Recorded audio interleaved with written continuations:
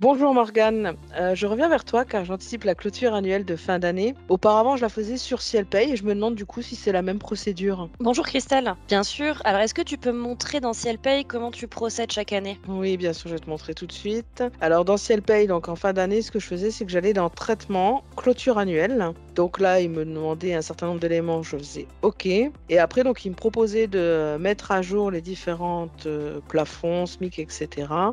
Et en faisant OK, en fait, il me propose déjà, il archive mon dossier et après, il me propose de faire une sauvegarde et puis il lance la procédure de clôture. Donc voilà D'accord. comment je procédais dans Ciel-Pay.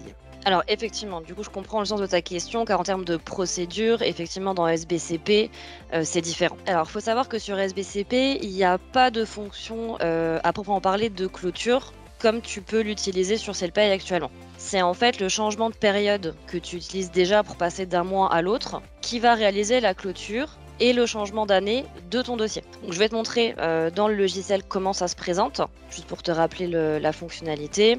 Donc là, tu vois, je suis en train de réaliser les bulletins de paye de décembre de mes salariés. Donc quand j'aurai terminé, je vais juste venir cliquer ici sur changer de période et il va me faire automatiquement le travail pour passer à l'année suivante. Donc exactement la même procédure que celle que tu utilises habituellement pour passer de janvier à février, de février à mars, etc. D'accord. Et il n'y a pas de sauvegarde du coup de mon dossier? Non, sur SBCP, il n'y a pas de notion de sauvegarde à proprement parler. Tu n'as pas besoin d'en effectuer puisque comme les données sont hébergées chez nous sur des serveurs sécurisés, tout est directement en ligne. D'accord, ok. De plus, pour tout ce qui est année antérieure, tu peux retrouver directement les éléments. Donc tu peux réimprimer des états et tu peux reconsulter tes bulletins précédents. Après, moi, ce que je te conseille quand même, c'est avant de faire ton changement d'année, édite quand même tout ce qui est état de 2022. Voilà, si tu veux classer, archiver tes données en papier ou dans un dossier spécifique sur ton poste, tu peux tout éditer au préalable et ensuite faire ton changement de période. Comme ça, tu retrouveras un peu le même principe que ce que tu avais sur Ciel. Ok, donc en fait,